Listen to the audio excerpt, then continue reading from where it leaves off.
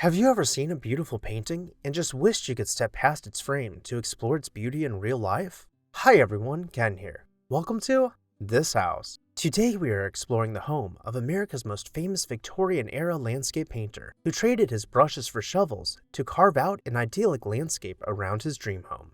Make sure to hit that subscribe button so you never miss an exciting episode of This House. If you have ever taken a course in art history, you might be familiar with the name Frederic Edwin Church. But for those of us who did not, let's hear his story to better understand how his painting career led to his opus, the mansion known as Olana in Greenport, New York. In 1826, Frederic Edwin Church was born to a wealthy family in Hartford, Connecticut. By the time he was 18, he was afforded the privilege of choosing any path in life to follow, with his father willing to bankroll him. He had always appreciated art and found himself sketching from an early age. So it was no surprise that when he became of age, he decided to leave home to study under Thomas Cole, renowned landscape painter and founder of the Hudson School. Thomas took Frederick under his wing, teaching him about allegorical paintings, making the connection between spiritual poetry and the natural environment. Thomas mostly painted pastures, romanticizing his spirituality, with biblical imagery worked into his landscapes. For the first 2 years, Frederick followed his teachings, traveling all around New England, painting idyllic landscapes. During this time, Frederick was deeply moved by the captivating viewsheds found near the city of Hudson, New York, an obsession he would revisit later in life. By 1846, Frederick sold his first painting, a pastoral scene depicting Hooker's journey in 1636. While he had been trained to put his personality into paintings and to draw connections between Christianity and creation, there was a new school of thought emerging. Charles Darwin had just published his Origin of Species, which had a great impact on the rest of Frederick's career.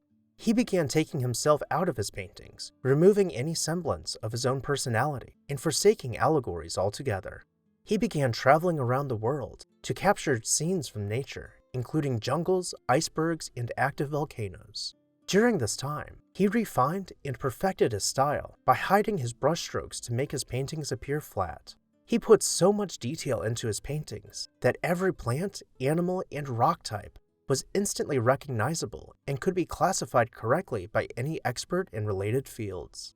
In 1859, after spending time in South America, Frederick returned to the United States to unveil a massive painting he had been working on, the Heart of the Andes. He set the frame on the floor to make it appear as a window and illuminated it only with natural lighting from the skylights above and charged people admission to view it from a distance. The critics went wild.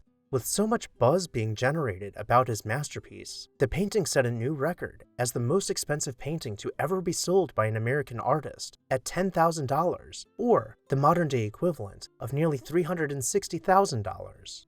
Immediately, Frederick had secured his name as the most famous artist in the United States. Frederick convinced his father to purchase a 126-acre tract of land along the Hudson River in Greenport, New York, a landscape he had become obsessed with in his earlier career. He then married the love of his life, Isabel Carnes, and the two built their first home on the property, which they named Cozy Cottage. Here Frederick painted several more masterpieces. Within 2 years, the young couple had 2 children. Their lives were picture perfect until disease ran through their family and both of their children died. Grief-stricken, they left the property to travel the world, and when they returned, their cozy cottage did not feel like home to them. They hired architect Richard Morris Hunt to design for them a new house, but quickly scrapped his plans. Frederick wanted a house with more character, something only he could envision and design. So he hired architect Calvert Vaux to work as a consultant while he drafted up plans for his dream house.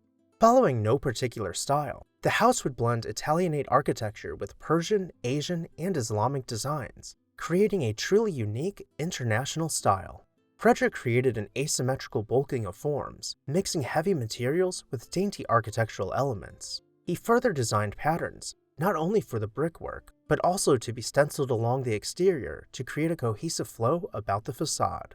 It was around this time that Frederick began experiencing the onset of rheumatoid arthritis in his hands, so he put down his paintbrushes and, still being otherwise able-bodied, picked up farm equipment to dredge out a 10-acre lake, plant orchards, and manipulate the landscape to no end.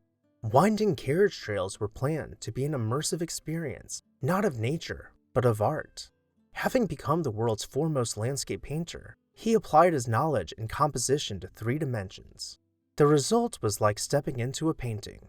Upon entering the property, the landscape had been manipulated so that it became idyllic, something beyond happenstance, evidence of a creator. He revisited his roots in spirituality through poetry, and named the property Olana, meaning treasure house, which came from a description of Strabo's Artaxata, a theorized location for the biblical Garden of Eden, the name becoming a poetic reference to the achievement of perfection through the act of creation, Frederick's creation. Walking inside, you would enter into the court hall, where a series of hand-stenciled pointed arches delineated space in place of solid walls, creating an open concept in a time when this was unheard of. The couple had collected furniture, decorations, and souvenirs while on their worldwide travels, and decorated the house with no particular style in mind, blending their favorite international elements together with Moroccan tables, African wood carvings, and English lamps. Geometric textiles from every inhabited continent could be found on the floors, walls, and surfaces, with books in nearly every language scattered about below Frederick's paintings. At the end of the court hall, the grand staircase rose behind curtains, creating a backdrop for their collections. At its landing, an arcade separated the rise of the stairs from the platform, with hand-stenciled pointed arches framing a Gothic window. The parlor continued with international decor, paired with Gothic windows and hand-stenciled borders framing each wall section. The sitting room boldly blended antique European chairs and sofas with African folk art, while the architectural elements blended American craftsmanship with Moroccan design. Venturing further into the house, the dining room continued with these elaborate and bold displays of international style, with windows placed above eye level to maintain intimacy in an otherwise grand hall. In this photo, we can easily imagine Frederick sitting behind the easel in his studio, arranging a set for his next painting. For all of the whimsical features, there was also serious thought given to the practicality of the home, with a wood-burning furnace for heating and plumbing for a full bathroom, something which was virtually unheard of in any house of the 1870s. While it is easy to get lost in the details, we will take a moment to see a few elements up close, such as this mosaic tile hearth with a hand-carved wood mantel. In fact, each fireplace contained its own themes, with decorative ceramic work framed by elaborate relief work. We can revisit the stair hall to note the intricacies of the floral relief work, framed by the railings and contained by the newel post. Frederick, though mostly unable to paint with his right hand, began painting with his left, and welcomed students to study under him at his home. He and Isabel enjoyed their home until Isabel fell ill and passed away in 1899. Frederick was utterly heartbroken to have lost his best friend and lover as they were approaching their golden years together. It is said that he died of a broken heart, not even a year later at the age of 73.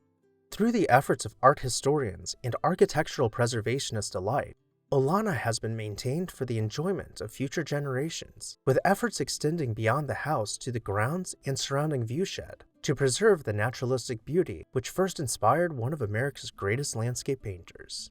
Today, it is open to the public as the Olana State Historic Site.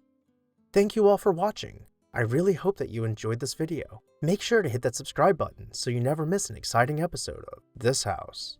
I would also like to take a moment to say a very special thank you to our This House supporters whose names you can see on screen right now. If you would like to see your name on the screen and show the world your support for the production of these videos, join our membership program today. I'll see you next time on This House.